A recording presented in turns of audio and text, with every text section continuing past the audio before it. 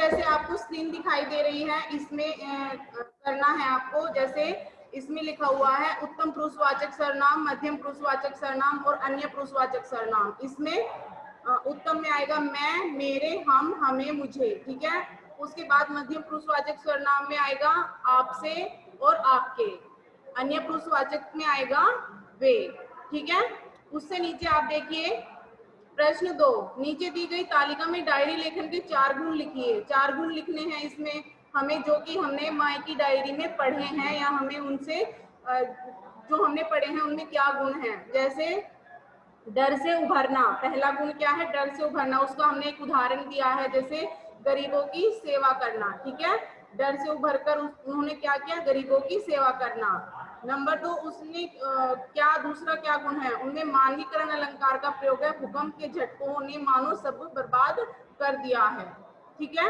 उसके बाद है विशेषण का प्रयोग। उसका उदाहरण है भारी नुकसान ने मेरा दिल तोड़ दिया, ठीक है। उसके बाद जो 4 नंबर पर है अपनी बात पर अड़िग रहना, इसका क्या उदाहरण है? अपनी बात पर अड़िग रहना जो हमने उसमें गुण देखा है, तो उसमें उसका हमने उदाहरण भी देखा होगा उसमें। तो उसका उदाहरण इसमें ये है, मैं तब तक नहीं रुकूंगी जब तक बच्चे मुस्कुराने ना लगे, ठीक है। ये इसका है।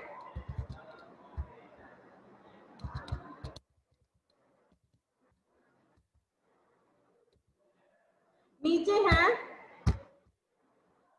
अपने प्रिय मित्र की पहली मुलाकात के अनुभव को डायरी के रूप में 9-10 वाक्यों में लिखिए। इसमें हमें डायरी लेखन लिखना है। डायरी लेखन और किस विषय पर लिखना है? अपने प्रिय मित्र की पहली मुलाकात। जैसे मैंने लिखा है ऊपर, पहले मैंने दिन लिखा है कि मैंने कौन से दिन लिखी है, फिर मैंने डायरी को संबोधित किया है, प्रिय डायरी, आज मैं बहुत खुश हूँ, आज मेरे प्रिय मित्र से मेरी मुलाकात हुई। हम दोनों एक दूसरे से मिलकर बहुत खुश हुए। हमने एक पार्क में बैठकर खूब बातें की और फिर बाद में हमने कॉफी पी। उसके बाद हम अपने अपने घर को निकल पड़े। यह दिन मेरे लिए बहुत यादगार का दिन है, ठीक है।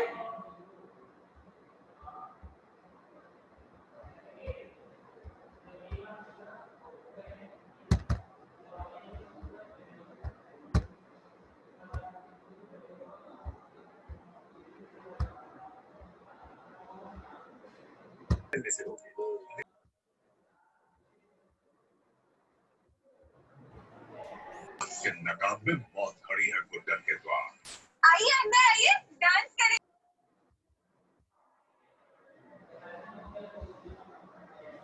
अपने माइक सभी ऑफ रखें, कोई बिल्कुल भी आवाज ना करे जब मैं पढ़ा रही हूँ, बिल्कुल भी, ठीक है। ये निकाल लीजिए स्वर संधि। इसमें क्या करना है? स्वर संधि क्या होती है? पहले हम संधि पढ़ेंगे। संधि क्या होती है? दो ध्वनियों या वर्णों के मेल से जो विकार पैदा होता है उसे हम संधि कहते हैं। जैसे हिम जमा आल्य, इसका एक जो विकार शब्द बनेगा हिमालय। भानु जमा उदय, भानुद्य, ठीक है। संधि के 3 भेद होते हैं, स्वर संधि, व्यंजन संधि और विसर्ग संधि, ठीक है। स्वर संधि किसे कहते हैं? दो स्वरों का आपस में मेल होने पर जो विकार उत्पन्न होता है उसे हम स्वर संधि कहते हैं। दो स्वर, उसमें व्यंजन नहीं होता है, खाली दो स्वर का जब आपस में मेल होता है तो वहां पर स्वर संधि होती है। स्वर संधि के 5 भेद होते हैं, दीर्घ संधि, गुण संधि, वृद्धि संधि, यण संधि, अयादि संधि, ठीक है। स्वर संधि के कितने भेद होते हैं? 5 भेद होते हैं, ठीक है। दीर्घ संधि क्या होता है? जब एक समान स्वरों के बीच होने वाली संधि, जैसे ए, ई, उ, आ, ई, उ, यानी छोटी ई, बड़ी ई, छोटा उ, बड़ा उ, ए, आ, ठीक है। जैसे उदाहरण में दिया है ए जमा ए, अगर हम इन दोनों को जोड़ते हैं तो क्या बन जाता है? आ।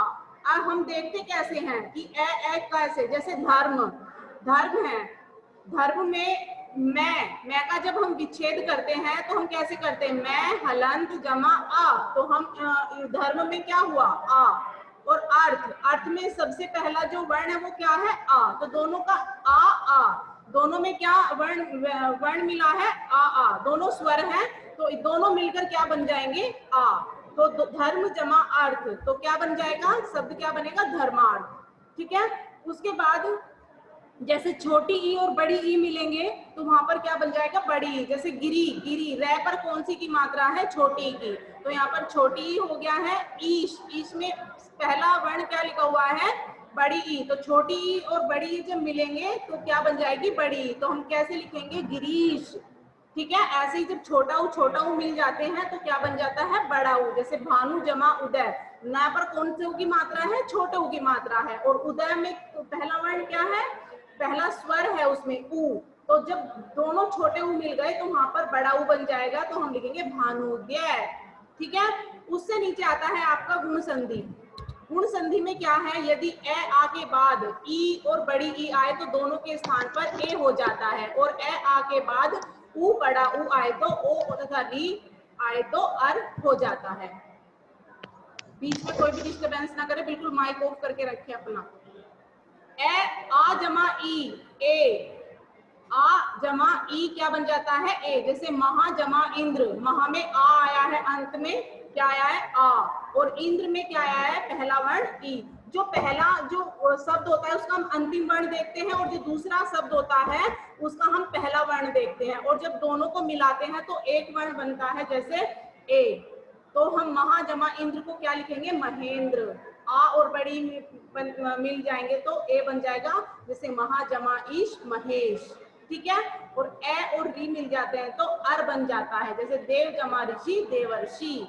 आ और री मिल जाते हैं तो अर बन जाता है, जैसे महा जमा ऋषि, महर्षि। ठीक है, उसके बाद आता है आपका वृद्धि संधि। वृद्धि संधि में क्या है, जब ए आ के बाद ए आई हो तो आई, और ओ औ हो तो औ हो जाता है। जैसे ए आ के बाद ए और आई हो तो आई बन जाता है, और ओ औ हो तो औ बन जाता है। किसके बाद, ए और आ के बाद। जैसे उदाहरण में देखते हैं हम, आ के बाद ए आया है तो कौन सा बन जाएगा, आई। आई से ऐनक वाला बन जाएगा। ठीक है, जैसे सदा जमा एव, सदैव। और दूसरा क्या है, ओ औ हो तो, अगर ए आ के बाद ओ और औ हो तो वहां पर औ बन जाता है। जैसे ए जमा ओ क्या बन जाएगा, औ। तो जैसे वन जमा औषधि, तो हम वहां पर लिखेंगे वनौषधि। औ से औरत वाला बन जाएगा वहां पे।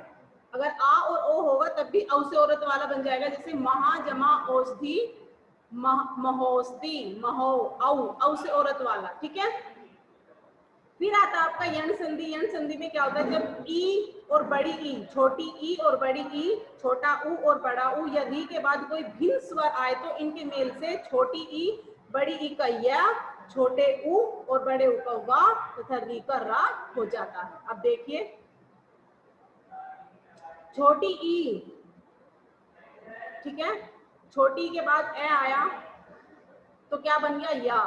उसमें अभी हम जो यण संधि की डेफिनेशन दे रखी है उसमें ध्यान से पढ़िए। उसमें क्या लिखा है, जब ई और बड़ी ई, छोटा ऊ और बड़ा ऊ या री के बाद कोई भिन्न स्वर आए तो इनके मेल से छोटी ई बड़ी ई का या, छोटी ई बड़ी ई का या, छोटे ऊ बड़े ऊ का वा और री का रा हो जाता है। जैसे ई जमा आ तो क्या बन जाएगा, या। ई जमा आ, बड़ी ई जमा आ या, बड़ी ई जमा आ या, बड़ी ई जमा आ या। जैसे उदाहरण भी दिए हैं, यदि जमा अपि, यदि जमा अपि, यद्यपि, इति जमा आदि इत्यादि, नदी जमा अर्पण, नद्यर्पण, देवी जमा आगमन, दिव्यागमन। ठीक है, अयादि संधि में क्या होता है, यदि पहले शब्द के अंत में ए, आई, ओ, औ और दूसरे शब्द के आरंभ में भिन्न स्वर हो तो ए का आय और ओ का आव और औ का आव हो जाता है। जैसे औ का क्या हो जाता है, औ का क्या हो जाता है, आव। जैसे औ के बाद आ आया तो हम वहां पर क्या बन जाएगा, आव। तो पौ जमा अक, तो वहां पर पौवक नहीं लिखेंगे, उसका क्या बनेगा, पावक। क्या बनेगा वहां पर, पावक। ए जमा आई जमा अ, आय। गई जमा अक, गायक। गायक नहीं लिखेंगे वहां पर, आय बन जाएगा उसका। ठीक है, क्या बन जाएगा, आय। गै जमा अक, गायक।